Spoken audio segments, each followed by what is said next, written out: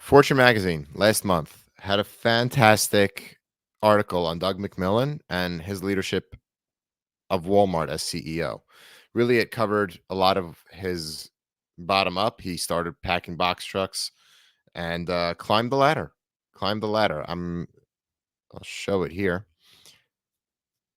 This is the article I'm referring to, and the article had about 3 points that I wanted to bring up to you guys. The fact that in a very politically charged age, I'll quote, other retailers, including Target and Starbucks, have taken a much more empathetic stance on political issues.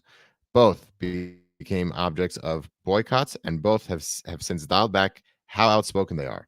In a go woke, go broke era, McMillan appears to have found balance that sends a message of inclusivity and public mindedness without coming across as a partisan.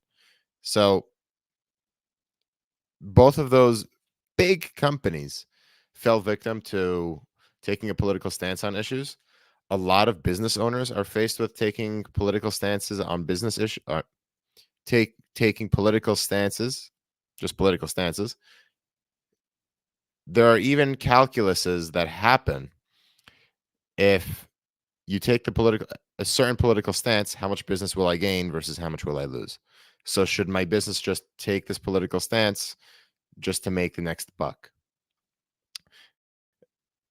In this age, the way that Doug McMillon could have weathered that storm, that's either extreme luck or extreme skill. I tend to think it's the latter, but good job, Doug. Next, they hit up on Walmart's gross revenue. In 2017, just under 10 billion.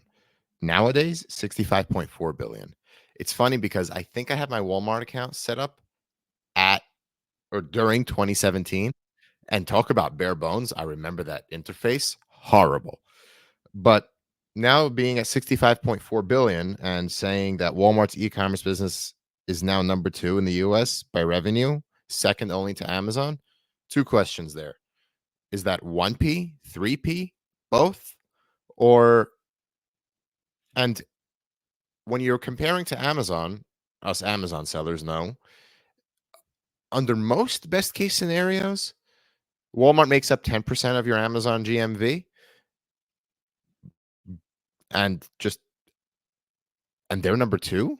It just, things seem obscure given that data. Fast forward in the article to another point that I highlighted. Fortune 500 ranking, Amazon climbs up in 2016 from basically 15 to now 2024 number 2. Walmart is hovering between 1 and 5 from the past 30 years. So Walmart's staving off Amazon. The only difference, in my opinion, is the retail locations.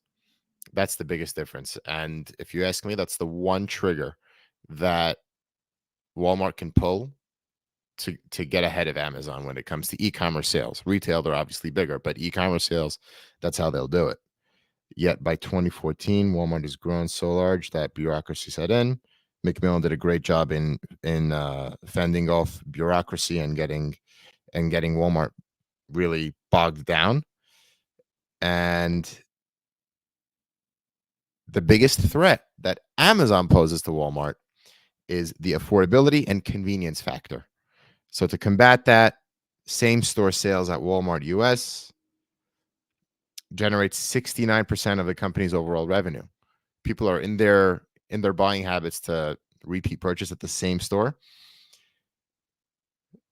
I mean, that trend is changing. The convenience is changing. But I don't know. In-store retail is not going to die. It's going to change. That's just my projection of it. Highly recommended article. I'll post the link below. And yeah, I'm sure you guys can get access to it. So just a little insight I saw over the weekend. Fortune magazine, not a bad subscription. I think you could get it for like $2 if you shop around some magazine sites. Be well, everybody.